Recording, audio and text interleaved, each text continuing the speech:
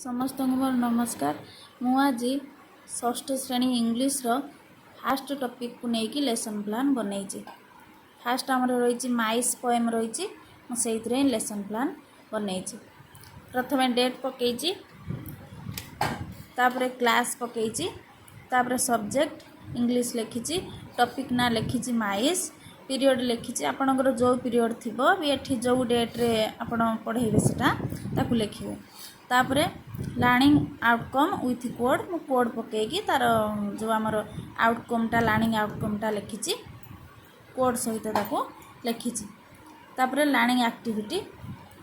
learning outcome रे आमर जहाँ रही कोड येलो आमर जहाँ रही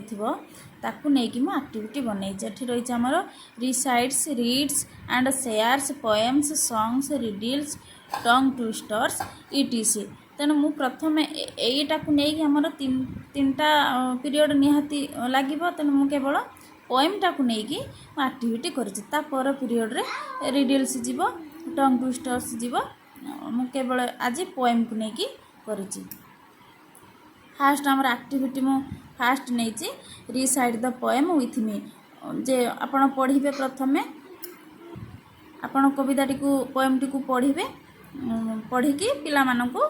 कहे जे सांगरे पढ़ा तापर एक्टिविटी 2 नहीं recite the poem in groups with proper pause and intonation पुणी तापर पिला माने आपण पढ़ी सारा पर से ग्रुप रे बा समस्ते मिसिकी थरे पढ़े थरे किंबा दी थर पढ़े पुणी मैं एक्टिविटी 3 लिखी recitation of the poem with groups through a game गोटे खेल मध्यम पोएमटी को आपण रिसाइटेशन करें दल कर दे कि ए दल गोटे स्टांजार फास्ट लाइन पढ़ले आर दल सेकेंड दल आर